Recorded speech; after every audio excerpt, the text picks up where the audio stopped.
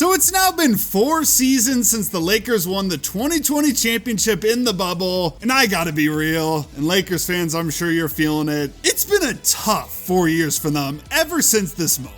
I mean, a combination of injuries and front office ineptitude. I mean, they've gone from champs to chumps in record time. But you know what? Let's look back on better times. We're going to talk about the 2020 team, and we're going to try to figure out if they were actually an all-time great team or if they were just some bubble merchants.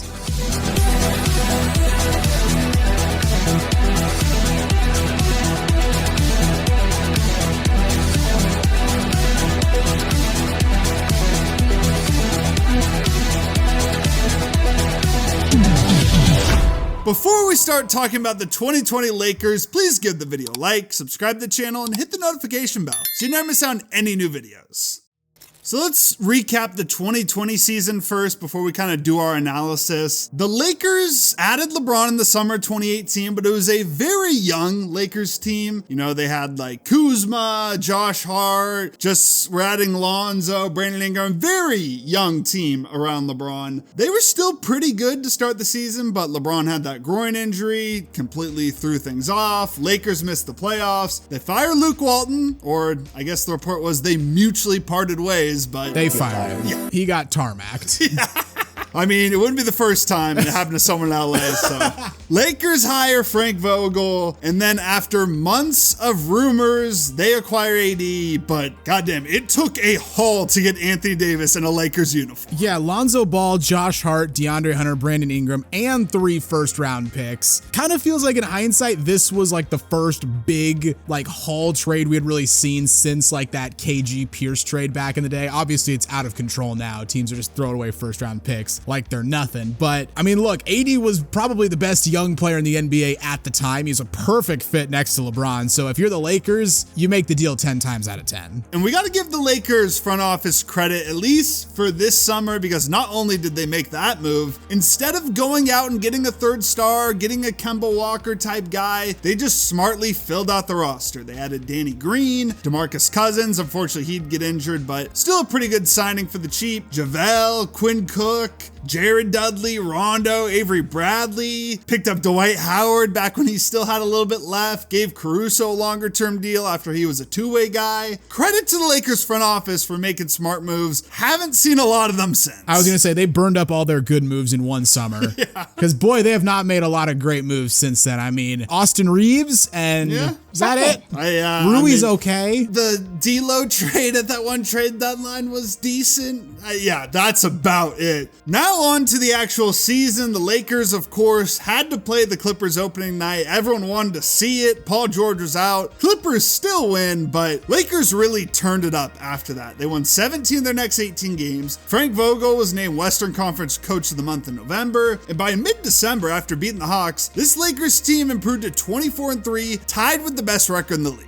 They did follow that up with a really weird 4-game losing streak that was capped off by another loss to the Clippers, this time on Christmas Day. This is the infamous game where LeBron tried to shoot that 3 at the very end of the game, but had it blocked by Pat Bev, and it went off LeBron's body, and it was a bad day for Pat Bev haters all over the world because he had his moment there. But they got right back on track, won their next 9 games, struggled a little bit in January, but like right at the end of the season before the COVID shutdown, I mean, they were on fire. They had a stretch where they won 11 of 12. That included back-to-back wins over the Bucks and their first win of the season over the Clippers. And people, myself very much included, like to talk about how much the shutdown benefited the Lakers, but you have something that kind of pisses you off about the shutdown, right? LeBron was gonna win that 5th MVP. I'm skeptical. I don't care. He was gonna win it. You know, he was catching up to Giannis, gave him that 5th MVP, tied with Jordan. I mean, who knows? I think it could have gone either way, but it is a thing. Like, everyone talks about how this benefited LeBron, and sure, it definitely did. He'd rather have that title. Could have won MVP as well. Maybe could have won MVP and the title. Hasn't been done since Steph. Who knows? But I also do want to make the point, because a lot of people say like, oh, the shutdown hurt the Clippers or other teams. Like, the Lakers had a substantial lead on the rest of the Western Conference. They were 5.5 games above the Clippers in second. Then the Nuggets were a couple games behind the Clippers. I'm not going to deny like the bubble helped LeBron. Like, he's not traveling on his LeBron's body, but at the same time, this isn't like a 6 seed that won the title and had this run in the bubble. They were the best team in the Western Conference this entire season.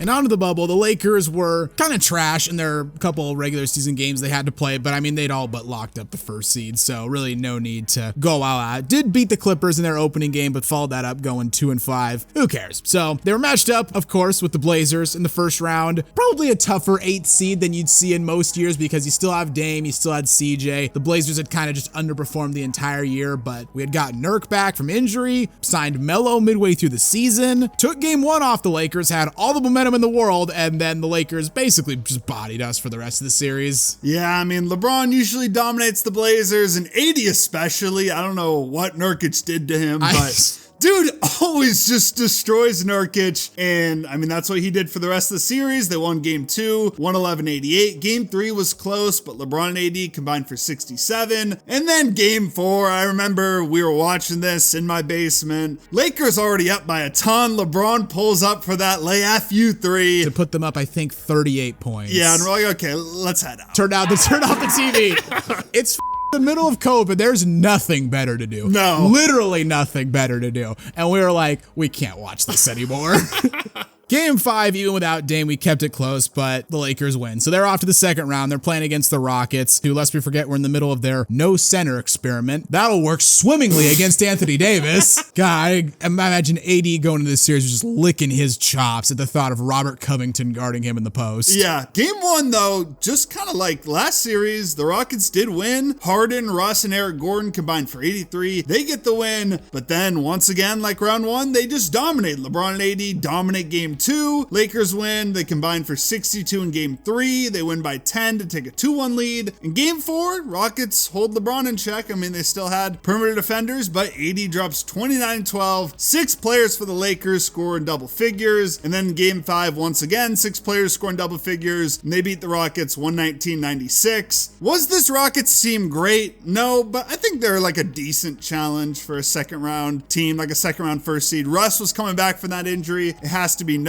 They had this dumbass thing Daryl Morey was doing where they decided to do small ball. I was going to say, like, they were a good team. They were also maybe the worst possible matchup against the Lakers. Absolutely. I'll give you that. So on to the conference finals. Of course, everyone expected this to be the Battle of LA. We'd heard about it for an entire year and then didn't get it. Still haven't gotten it, by the way. Don't know if we'll ever get it. But it was Lakers Nuggets instead of Lakers Clippers. Really good matchup on paper, especially the matchup of the big men, AD against Jokic, but also the Lakers had a stout front line. They had JaVale, they still had Dwight, so AD was going to have help against Jokic in this series. And in game 1, AD 8, 37-10, Lakers win by 12. Game 2, obviously had that catch and shoot 3 at the buzzer. It's got to be said about AD's shooting in this playoffs. 38% from 3. Hasn't come remotely close to it ever since this. I have no idea what happened, but specifically this bubble, the people that want to like discredit the Lakers, go at AD shooting because that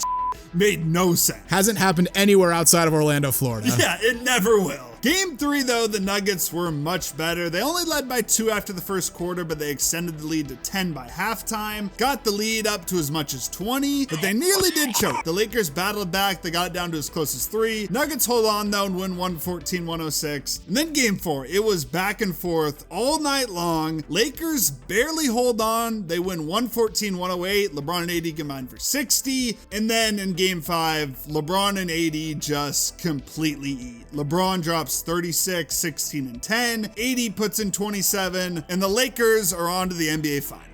And in the finals, they matched up with the Heat. And the Heat are kind of an interesting situation because at the time, they were thought of as even bigger bubble merchants than the Lakers were. And they've really done a great job of shaking that reputation ever since then because they've gotten back to the NBA Finals. They made it to a conference finals. Like, at the time, it was like, oh, it's just this miracle run. The guys are getting hot in the playoffs, but the Heat have been able to replicate it. Oh, yeah. Even more so than the Lakers. Like you said, they have completely shed that reputation. It's not tied to them whatsoever. Haven't won a title since then, and looks like they're kind of on the decline now. But yeah, they completely proved themselves the seasons after. Game 1, Heat led by as much as 13 in the first quarter, but the Lakers go on 2 big runs to end the first and then another to end the second, and would end up leading by 17 at the half. That's one thing about the bubble. Like, the leads just swung like crazy. Well, when there's no fans and everyone's shooting like they're on crack, like the 2K sliders have been turned way up. God, the bubble was a weird time. It was very weird, and honestly, watching the highlights back, we were talking about it before the recording. Not really fun to watch. No, because there's no crowd. There's nothing happening. Like, someone hits a big 3. Mike Breen's doing his Dennis on cover. He's like, bang, puts the Lakers up 17 to just crickets. Yeah. Lakers hold on to win. The game was never close after that big run the second quarter. 80 was great, 34, 9, and 5. Game 2 would go back and forth for the first 4 minutes at least, and then Dwight Howard got a dunk that put the Lakers up 10-8, and they never gave the lead up. I mean, the Heat kept it somewhat close, but never got back. 80 and LeBron combined for 65, and the Lakers take a 2-0 lead in the series.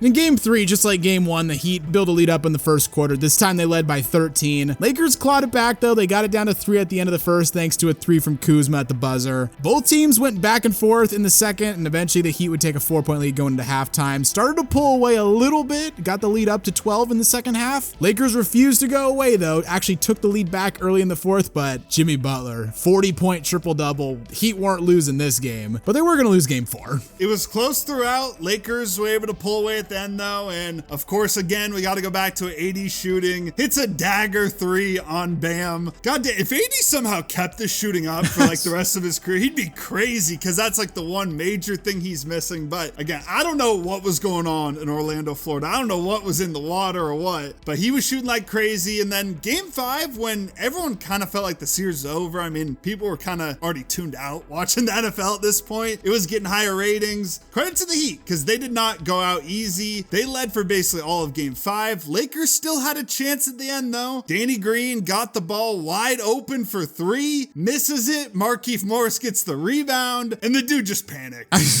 He did. I was just had a thought though. I can tell you why AD shot so well in the bubble. It's because he stole Danny Green's ability, like the Monstars from Space Jam. Because God, Danny Green could not hit the broadside of a barn in this series. So the Heat win that game. They push into a game 6, but in game 6, the Lakers close things out. They win the 2020 NBA championship in the bubble. LeBron wins his 4th ring with 3 different teams. Sure, it felt great for LeBron, but like I said, this did not feel anything like any other NBA championship. Like, not having the fans. Well, it's not like any other NBA championship. I mean, yeah, it makes sense, but I don't know. It really just did not feel like they won the title. Even watching back, like, the celebration as the confetti's falling, like, it just feels so weird.